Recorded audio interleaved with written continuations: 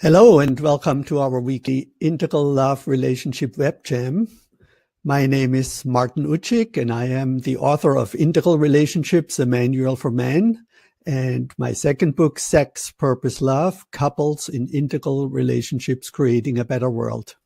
And before we can understand why sharing a purpose is the future of love and makes the world a better place, we need to understand what our purpose is. And for that, I have prepared a PowerPoint presentation.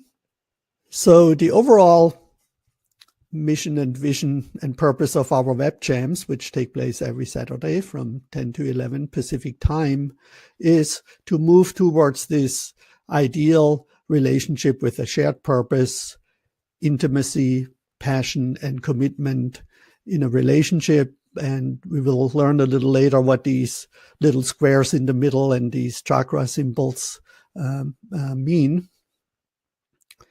And let me go back to the presentation so I can move forward. There we go. So when we talk about purpose, or when I investigated purpose, I realized pretty quickly that we have two purposes. One is our biological purpose, and the other one is our transcendental purpose. And our biological purpose is, in a way, to eat, survive, and reproduce. So I found this image online. I thought it was pretty funny that all animals, all living things are basically eating, surviving, reproducing. And of course, our whole body is made of parts that are consuming nutrition and they want to survive, and cells reproduce. And so it's kind of interesting that humans have grown to a level of consciousness and agency where they're thinking, what is life all about? And so one part I maintain what life is about is to eat, survive, and reproduce in healthy relationships. And in this image, it's a little bit more scientific, and we obviously see that life on the planet appeared about 5 billion years ago, simple organisms that are still part of our physical body, and then more and more complex organisms emerged, and only about a few million years ago, the first mammals and our ancestors, the apes, and then us emerged on the planet. And so in a more scientific way, it's called our biological imperative, where our body is metabolizing. We are driven to pair bonds like most mammals. Reproduction, we already talked about. Then group forming, so forming a partnership, forming a family, forming a community is fairly common in the animal kingdom as well. Group forming, then all groups, all living things have some sense of territorialism, protecting themselves from other groups and separating themselves from other group, and competing with these groups for resources. Obviously, we're kind of competing with some animals, and we dominate the animal kingdom now and kill a lot of animals. So, but we're also cooperating with other groups and raise animals and to cooperate with the natural world. And there is this hedonistic quality of life-seeking, which we share with all living things that just move always towards the highest quality of life. So that's our biological purpose, and we will return to that in a little while. And then we also have something that I summarize under the term transcendental purpose. So that's a bit of a technical term. And interestingly, throughout human history, and people at different levels of consciousness development have given that feeling that they have a purpose that goes beyond, which is one to transcend means to go beyond our biological purpose, is that they have given it different names, like spirit's purpose on a magic level, unique purpose on an egocentric level. higher God's purpose on a mythic level, on a rational level, real or true purpose, on a pluralistic level, soul's purpose, on an integral level, evolutionary purpose, and on a transpersonal level, authentic purpose that goes beyond our ego, our conditioned self. And there are books about purpose for each level, and I think I have and looked and read most of them, and try to integrated all their wisdom and then some into what we'll call and what I call transcendental purpose. So this idea of transcendental purpose is not new. Plato is credited for using that term in a way to describe what he calls the properties of human being seeking truth, seeking goodness, and seeking or creating beauty. And so they're now called in philosophy the transcendentals, which are the properties of being that correspond to the three aspects of the human field of interest and their ideas, which are now represented by science, seeking truth, the arts, seeking beauty, and religion or moral philosophy, talking about goodness. And I'm just going to quickly switch to the chat to see if there's any questions there. No.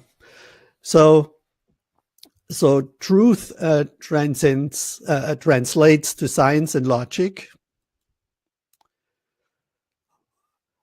Goodness translates to morals and ethics, to the fields of morals and ethics, how we deal with other human beings.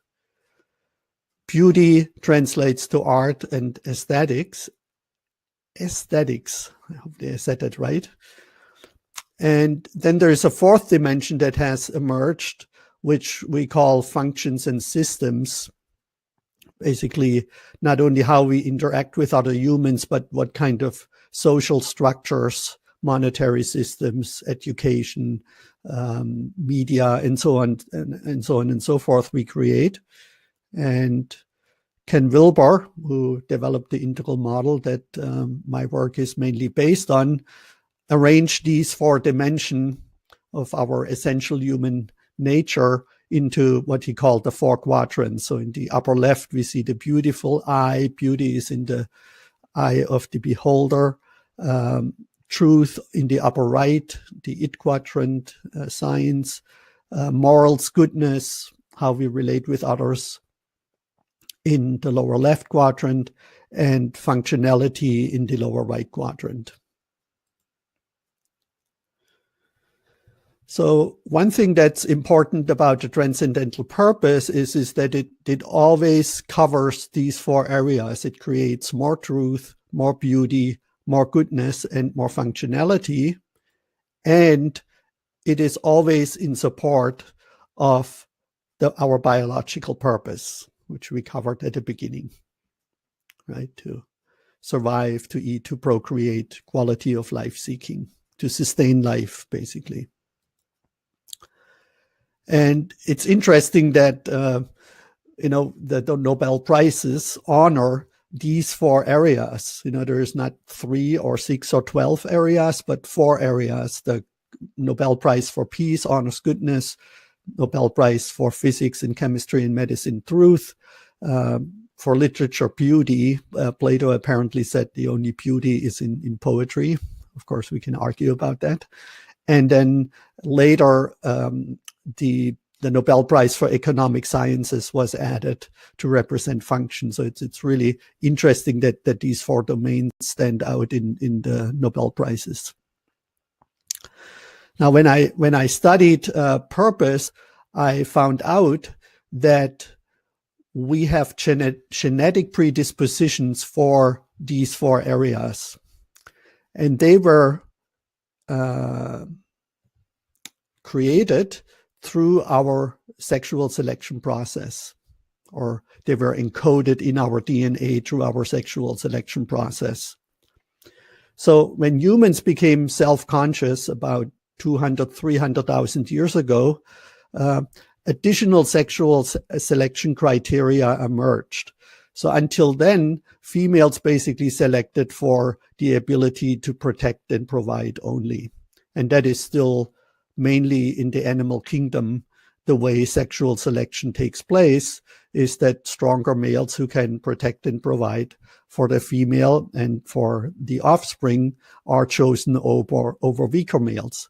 But as females and males became self-conscious through the sexual process, moving from pure procreation to health benefits and enjoyment, and created the exclusive pair bond, females started to select for 4 additional qualities. And we still see those to this day. So women not only want good-looking, tall, strong, good protectors, providers with power and wealth. They also want men who are intelligent, who are creative. Very often they say, I want a man who make me laugh and can entertain me through language mainly. They want men who are kind and empathetic towards them, usually aggressive towards other males. So they show this protector and competition provider ability. And they want men who have practical skills, who can fix things around the house. So pretty much in every dating profile, one or more or all of these qualities are mentioned in one way or another, because, as I said earlier, it got embedded in our DNA. And so this genetic predisposition for intelligence, creativity, empathy, and practical skills, we can symbolize or show as like differently heights of mountains. So we're not equally predispositioned for these qualities, but every human being has a certain level of genetic predisposition for intelligent capacity, cognitive intelligence capacity, for artistic creativity, for empathy, kindness, and for practical skills. And as we know from genetics, just having the genes doesn't really do anything. Genes need to express themselves. So if you have a genetic predisposition for being tall or having blue eyes or going bald like me and things like that, this genetic predisposition needs to be expressed and go through our cells, basically. So what I show here in this image is that the genetic predispositions are the mountains, and then through nature, so this is nature is the genetic predisposition, and then through nurture and skill development, we develop these skills for intelligence, creativity, moral goodness, kindness, empathy, and practical skills. So here we see quickly it's encoded in our DNA, and the genes create chromosomes, and chromosomes create cells, and then cells create our body, and cells also create genes, and DNA creates our brain cells. And I'll come back to that image in a second. So obviously we all grow from one cell. And then as our brain develops during gestation and in the first few years after we are born, there is about 700 to 1,000 connections made in our brain per second. And this kind of learning needs the right nutrition and the right environment to happen in a positive way, so that our talents can start to make the right connections in our brain. Experience expectant learning means that our brain, when we are born or even before we are born, expects to receive sounds, visual impulses, touch, smell, taste. So basically our senses get developed. And then experience-dependent learning are things like learning language, learning to ride a bike, learning to swim, everything we learn in school, which starts usually, this learning process starts at about the age of 3.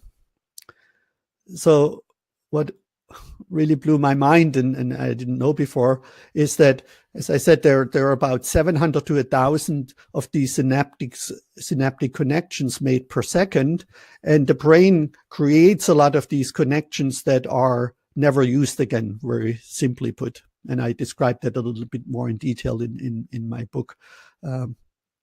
So there is something called synaptic pruning, which means that the connections that are no longer needed from a biological aspect or that are not used, let's say somebody loses their hearing or would never hear anything, then synaptic connections for hearing would be pruned or wither away.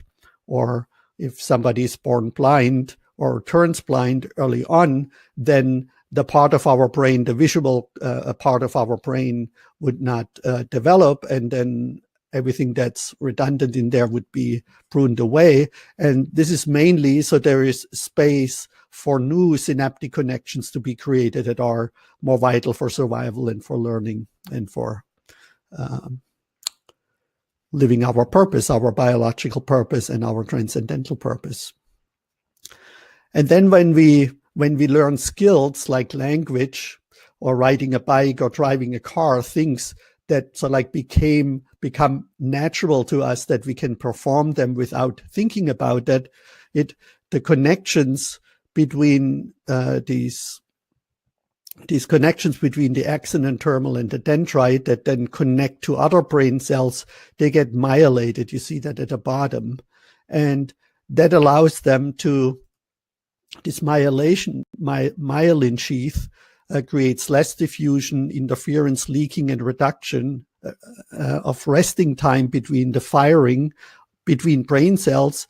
And that makes them about connecting to other brain cells 3,000 times faster than cells that don't have that myelin sheath.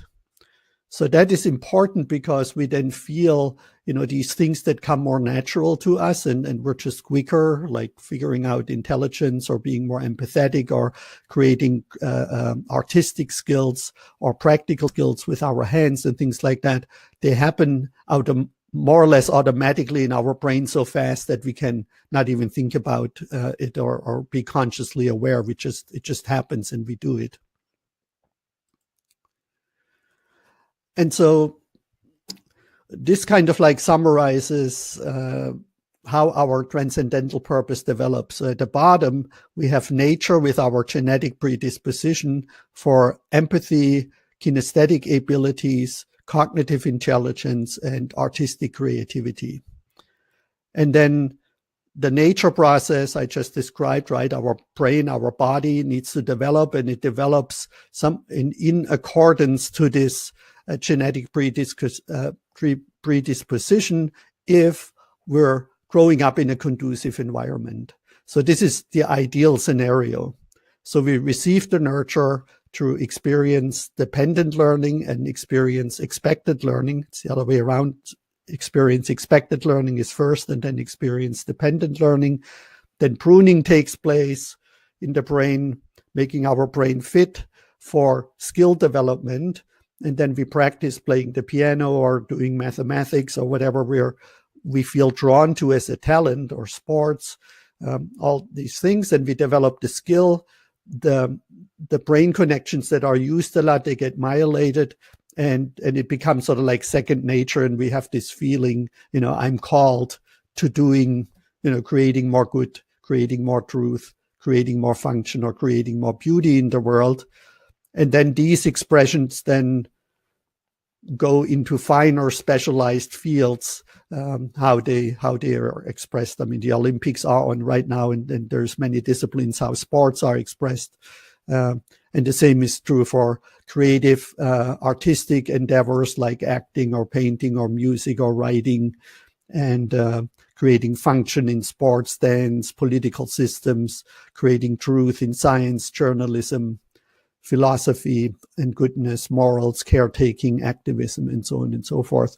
And obviously we have all of these four qualities to a certain extent, but we usually have strengths in one or two, maybe some lucky people in three areas, some people only in one area.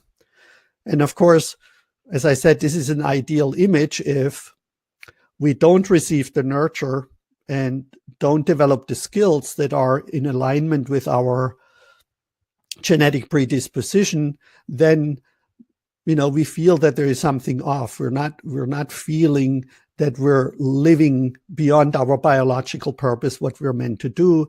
And then this is when people, and that will be part of another web jam, then try to identify what is my higher true soul's, whatever word they give it, purpose beyond my biological purpose, which I call transcendental purpose. So it doesn't really matter what you call it. It's always this searching of what, from my genetic makeup, what is in my DNA, what am I supposed to do beyond my biological purpose? And when we live in alignment with that, and I show that in the blog that I wrote on my website, there are so many benefits, health benefits, among them that people who live their transcendental purpose on average live 7 years longer than people who don't live it. So we will go into that at another time. So this image just shows that once you feel called to make the world a better place by living your transcendental purpose, which we saw has many expressions, then let's say you feel called to solve global warming, then there is many, many different ways how you could approach that. And you're most effective if you focus on something where your strengths then are really targeted and focused on doing something, and then connecting with other people who cover other areas of that, who share your purpose, but cover another area. And that is ideally then done with a partner who shares your purpose. And if you want to read more about that, there is a book where all these genetic things are described, called The Complexity of Greatness, edited by Scott Barry Kaufman.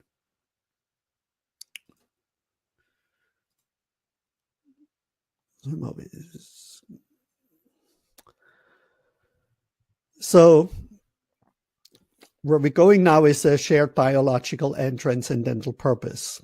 And for that, we have to look again back into history a little bit.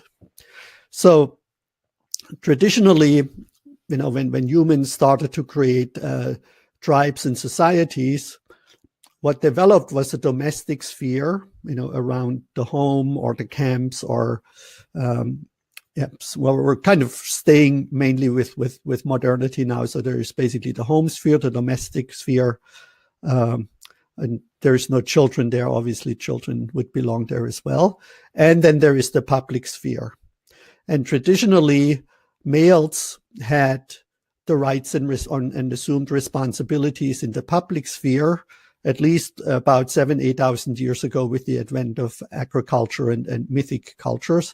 And women resorted more and more to the domestic sphere of having and raising children. And that made, from a survival perspective, a lot of sense. And so feminine and masculine polarities developed, where what was good, true, beautiful, and functional for women was oriented towards care, compassion, and relationships. And for men, it was oriented towards rights, justice, and autonomy. And so we see this in the integral model with the masculine qualities of ascending and self-transcending, away from the body, from feelings, creating larger structure, seeing the big pictures, and agency, which I just showed in the previous slide, is rights, justice, and autonomy, while females created move towards feminine qualities of communion, care, compassion, relationships, and caring for the body, for the children, for the earth, things like that. And so there was like a balancing and harmonizing between males and females, the males in the public sphere being masculine, the females in the private sphere being feminine. So if we look at our biological love and desires, we see that women in these traditional gender roles need obviously a provider, a successful provider. They need a protector who is powerful, and they desire a man who is creative, who can improve their quality of life. Remember the quality of life seeking part. while males are more oriented towards wanting sex, wanted to be cared for when they come home, and they want feedback from women. They want to be affirmed for the creativity, if they design a car, refrigerator, or whatever they create, that women basically appreciate them, give them feedback on it, and use it. So they want the wisdom from females to become better men. And if we look at these 6 qualities, there are 3 for females and 3 for males.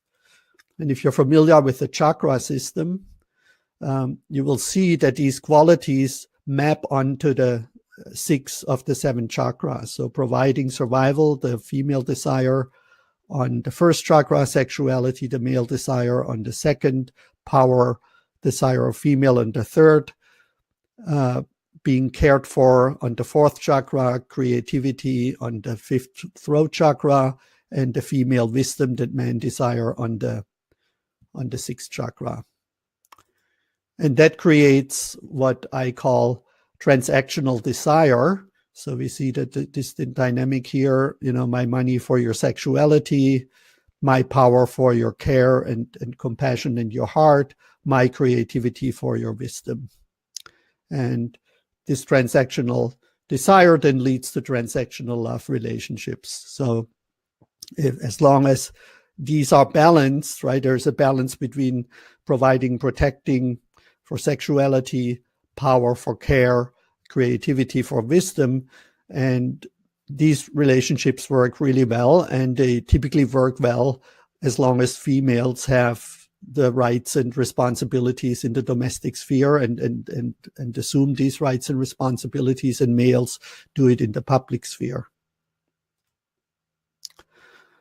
But then what happened with the advent of modernity is that women also entered the public sphere. And so now women leave home and hearth, put on the pants, and join men basically in the public sphere. And in order to succeed there, and we see that males didn't join the domestic sphere in the same way, is that they had to move over to their masculine qualities and develop these masculine qualities of agency and ascending to operate in the public sphere, while men also stayed there in their masculine energy. And that led, of course, to an increasing number of single people in the modern world and postmodern world, where basically females and males operate more or less independently, often in a competitive way, in the public sphere. And then males, single males like me, for example, obviously, we had to learn. I could always cook, so that was a good thing. I grew up in a restaurant, but I had to learn how to do my own laundry and keep my house clean and all these things. And so men were forced to take care of themselves in the domestic sphere, single men. And so what I'm proposing is that when we share our transcendental purpose, not only our biological purpose, then that creates a new attractor to have feminine and masculine polarities in the domestic sphere, so share household duties, and to balance and harmonize feminine, masculine polarities in the public sphere. In other words, we're creating truth, goodness, beauty, and the functional together by integrating care, compassion, relationships, rights, justice, and autonomy. Males and females do that in the public and in the domestic sphere. So that was one of my big insights when I became fully aware of what my transcendental purpose is, to promote the integral relationship vision. I realized that if I go it alone, I get the best expression and the best effect of doing that by showing care, compassion, relationships, rights, justice, and autonomy. I have to basically, as an individual, go back and forth between all these 4 polarities.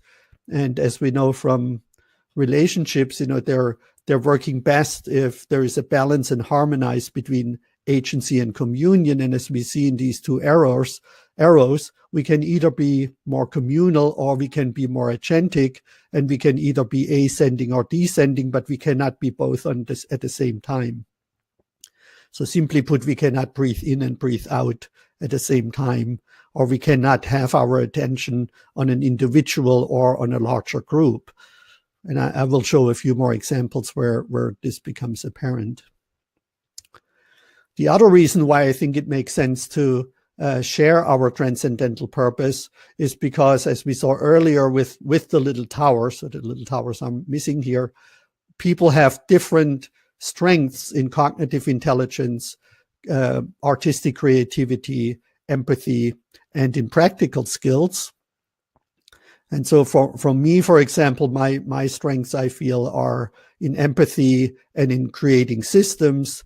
I'm not a very creative person, as you can see in some of my slides. I can barely draw a stick man. And I'm also not cognitively very intelligent. It takes me a long time to learn something. And so I have to narrowly focus on a certain subject, in my case, integral relationships, in order to,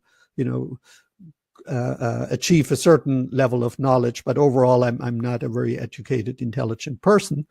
So, but we create the best results if in whatever we want to further or create, like in my case, the integral relationship vision, if we have a good balance between cognitive intelligence, creativity, artistic beauty, show empathy, have good morals around what we do, and it's practical, it's functional, right? And so if every one of us has different strengths in these four areas. So if we find a partner who shares our same purpose, let's say in my case, further in the integral relationship vision, who has strengths in different areas, let's say in my case, intelligence and creativity, and of course also empathy and some practical. But if we then combine our two strengths, so one person would be at the top, the other partner in the middle, we get sort of like optimum results in intelligence, creativity, empathy, and practical skills. And a final reason that I want to show here is that our purpose is usually composed of four areas of what we love to do, which relates to beauty, the upper left, our interior, what we feel called to do, what we do well, which is in the upper right quadrant, our skills that we developed. What the world will pay for is in the lower right quadrant, the functional part. So obviously without money in our modern, postmodern world, or in the world in general, we cannot survive and do what our purpose is. And then the lower left, the goodness, the moral part, is what the world needs.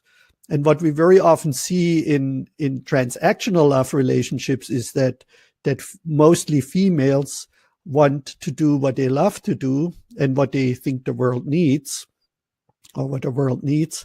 And then they look for a partner who does things that the world pays for, which are often in conflict with what the world really needs and what they love to do and what they do well. Right? And so even though that then looks like a perfect relationship, it's not balanced and harmonized, because one partner is focusing on two circles and feels then deprived and dependent on the other partner in the two other circles, and vice versa. So balancing and harmonizing these circles and feminine masculine polarities, see here, is sort of like the key to sharing a purpose. And so once we share a purpose in a relationship, we can move from transactional love relationships, which are good for our biological purpose, but not for our transcendental purpose, and are unstable once women enter the public sphere, to what I call transcendental desire, that we desire to co-create at the level of each of the 6 chakras, and then the 7th is the unity chakra.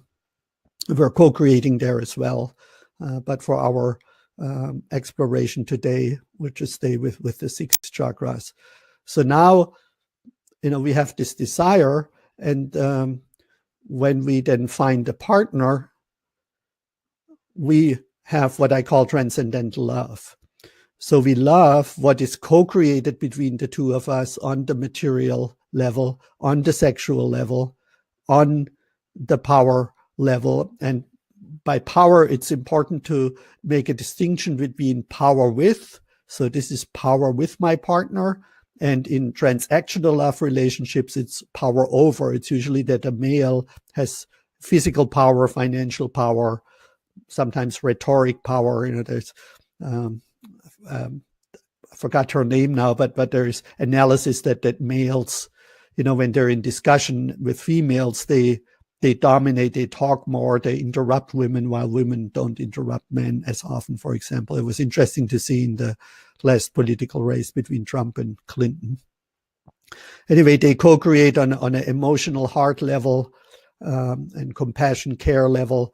They're both creative because I didn't mention that earlier, even though females selected males who showed these qualities initially, the genetic predisposition, of course, were handed down to males and females. But up until modernity, mostly males had the opportunities through education in the public sphere to really, develop skills that were then useful in the public sphere and could help them to make money, while females developed different skills that were more useful around the home. But now, males and females can develop the same skills as we see now in modern universities, with even more women in higher education than males are. So we're basically transcending these traditional gender roles. And then on the wisdom part, we have symmetry as well. And we covered these 4 quadrants earlier, right, of beauty in the upper left, and truth and intelligence, cognitive intelligence in the upper right, and functionality in the lower right, and morals and goodness in the lower left. And so these quadrants apply to all levels of the 7 chakras. So we're co-creating with our partner in all 4 quadrants by balancing and harmonizing feminine and masculine polarity. So that's symbolized by the arrow going up and down, and then left and right. So again, shared providing survival, shared sexuality, shared power with, shared care, shared creativity, shared wisdom. And that then leads us to what I call transcendental love relationships with a shared transcendental purpose that, as we said earlier, is always in support of our biological purpose and creates more goodness, truth, functionality, and beauty, which is again symbolized here in this image that we started with. So that's the end of the presentation that I have prepared. So it would be, I would be curious of the people who are here how that lands with you. And Wanda has a question. What do you see, Martin, as the biggest conflict problem in connection nowadays between male and female? So before I answer Wanda's question, I just want to throw in one other thing. It's, of course, not so easy to say, what is true and what is good and what is beautiful and what is functional. Excuse me. And, in the past, males usually in the public sphere had dialogues and decided basically what they thought was good, true, beautiful, and functional. And then women basically rewarded it or didn't reward it. And if they didn't reward it, it usually didn't become part of culture because, when children were raised and women rejected these things, they were not handed down to future generations. So this is, of course, a long trajectory where we have to look at thousands of years and multiple generations. So in other words, if in our discussion around guns, for example, if all women would stop to have sex with men who like guns or have guns, and vice versa, of course, that men would stop having sex with women who like and have guns, then it's very likely, that down the line, these values would be handed down to future offspring, because only the people who would not have guns and not like guns would have offspring, and the guns would disappear. So that's just like a very simple way of saying it. So somebody, it looks like, made a speak request. Let me see. No, there's no request pending. So Wanda, the biggest conflict in my opinion is maybe threefold. One is that people are at different levels of consciousness, and that has to become sort of like a discussion of another web jam. But nowadays, in the past, simply put,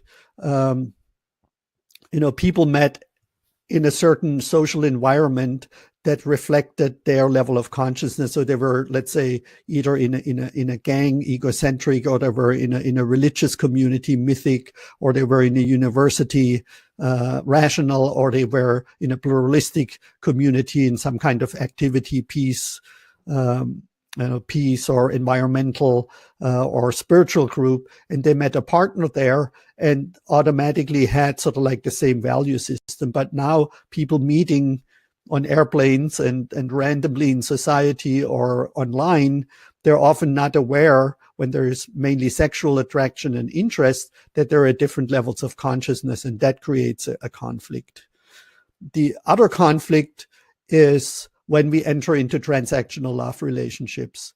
So usually when we enter in a relationship, there is transaction on the first and second chakra, my money for your sexuality, and then sometimes my power for your kindness, and then sometimes my creativity for your wisdom.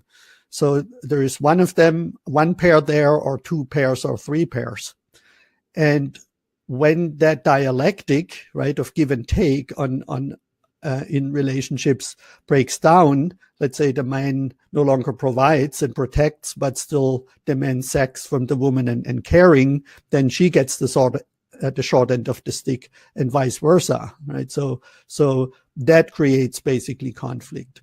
And the last thing is that, or it's probably not the last thing, but is basically around purpose, right? That as long as we only live our biological purpose, and women feel that men are not really contributing to the biological purpose, that creates a conflict. And if people are not living the part of procreation and group forming, which means a couple and a family, then we move directly into quality of life seeking, which is hedonistic, usually avoiding pain and seeking pleasure. And conflicts just naturally arise around that if the ways we're seeking pleasure and try to avoid pain are different, right? One person wants to go on vacation to Africa, and the other one wants to go to a seminar or something like that. So the way we see quality of life, specifically if the family bond and children, right, living the full biological purpose is not there, we just don't, we don't have that bonding part. And if people live their transcendental purpose, but it's not the same purpose, right, with different expressions, then that also creates conflict. So it all has to do at a root with the changes in the roles that males and females played in the domestic sphere and in the public sphere. And we have not really learned to negotiate how we co-create together in the public sphere and how we co-create in the domestic sphere. So I hope that gives sort of like a pointer. And of course, it often gets reduced to, we just need to learn how to communicate. But if we're at different levels of consciousness, if we have different purposes, if we have different ways of seeking pleasure and avoiding pain, then it's very hard to resolve these conflicts. Maria has a comment, it's a great framework of theory that helps us understand current conditions and why actually a lot of men feel confused about their role as men. Yes, this is a problem for men, because when women entered the public sphere, men did not, in the same way, then develop their feminine qualities and move into the domestic sphere. And around feminists, of course, there is always this discussion of what gender roles are basically socially constructed, and what if any gender roles are biologically conditioned. And the span, of course, goes from everything is culturally constructed to some feminists acknowledging that there is differences in biology. So specifically, if we don't have children, then the part of raising children, which of course happens in the domestic sphere initially, that falls away. Women enter the public sphere. They, develop their masculine qualities, retaining to an extent their feminine qualities, while males still operate in their masculine. And then so we basically have masculine polarities in the public sphere between males and females. And then at one point, males swing over to their feminine side, which makes them typically unattractive to females, so they become friends instead of lovers. And yeah, it's just like it just becomes really messy when these two spheres are mixed up in a way, which is a good thing, and we don't know how to deal with it.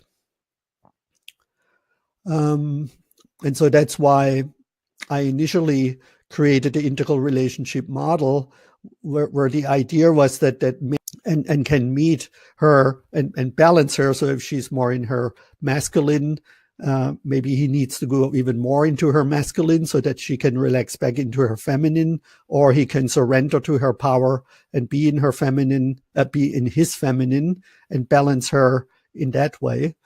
And there's obviously the sexual development, anima, animus complex development in all these areas.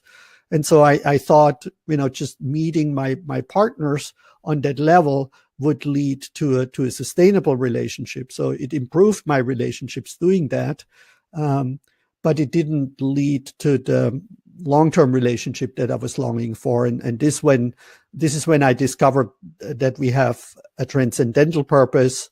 And then it dawned on me why sharing my transcendental purpose in a love relationship would make more sense. And then I saw, of course, a lot of couples like Michelle and Barack Obama, and Bill and Melinda Gates, and Alex and Allison Gray. And there's many couples, which were usually called power couples, where you see that they share the same purpose, but have different strengths in expressing that.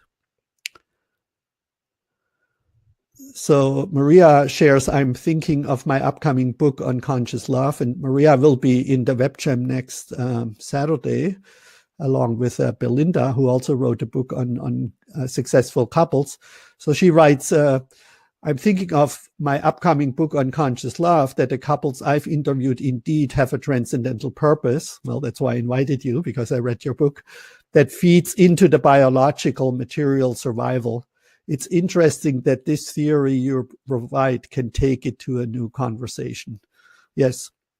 So very simply put, some couples do that intuitively, and then other people like Maria and Belinda, and there's a book called The Exceptional 7%, which also studied the 7% of couples who are in long-term, happy, healthy relationships. What makes them different from couples who are not as successful? And there is always this underlying theme of shared values, which has to do with level of consciousness, balancing and harmonizing feminine, masculine polarities, having what's called in the exceptional 7%, having a relationship imperative, basically where you really write down what is the higher purpose or I call it now transcendental purpose, to separate it from the mythic idea of a higher or God's purpose. But, what is the vision for our relationship that goes beyond simple co-creation and procreation? And then if that higher transcendental purpose is put into service of the biological purpose, as Maria rightly realized, then couples have many more incentives to make their relationship work. Just think about it. If you live your purpose on your own and you don't have an interest in having children, then of course you might still want to be in a relationship. But very often, as I showed earlier, and I think this is really important, these relationships are done not balanced in these circles that I showed here. Oops, going a little bit too fast. In the circles here, right, where not everybody in the relationship gets to do what they love to do, what the world needs, what the world pays for, and what one does well, right? And so this imbalance then creates problems in the relationship, to come back to Maria's question. So that's why I said and deeply feel extremely passionate about that this is not only the future of love, right? To really share rights and responsibilities in the domestic and in the public sphere through sharing a biological and our transcendental purpose, balancing and harmonizing feminine, masculine polarities in all 4 quadrants at the level of all 7 chakras. I know this is a big mouthful, and a lot of people do that intuitively, but the people who don't first cognitively need to bring awareness to all these multiple dimensions. And as I said earlier, the transcendental purpose is always in support of our biological purpose, creating more goodness, truth, beauty, and functionality. Because the problem with a lot of the teachings around purpose, and including evolutionary and authentic purpose, often just have this idea like transcend your ego, or listen deeply within what you're called to do, and then express, what you feel doing, follow your bliss, or do what makes you feel alive. And if you ever watched Breaking Bad, I think it's in the last episode, where Walter White again talks to his wife and wants to explain why he does that, why he did what he did, which was obviously very evil and didn't create more goodness, truth, beauty, and function. And she interrupts him and says, I no longer want to hear that you did this for the family. And he says, no, I didn't do it for the family. I did it because it made me feel alive, right? And so there is this risk that we're following our bliss, or that we do what makes us feel alive, or that we think we follow a higher calling, like a lot of terrorists and like the 9/11 bombers, or a lot of people who act like the Nazis from a deep conviction and feel, this is really my purpose, what I have to bring to the world, but they're missing the balance of checking that it is creating more goodness, truth, beauty, and function. And this dialectic of what is good, true, beautiful, and functional, and that might be another webinar. But since we have a few more minutes and there are no other questions right now, I might just briefly jump there to a few additional slides. This has to do with making validity claims. So at the top, we have, again, the genetic predisposition, and then the expression of empathy, intelligence, creativity, and kinesthetic abilities, which creates goodness and represent through moral philosophy and religion, through science, beauty, through art and aesthetics, and functioning systems. And then we need to make claims to what is morally, ethically right, what is objectively true, what is really truthful. So do we really express what we think is beautiful or not?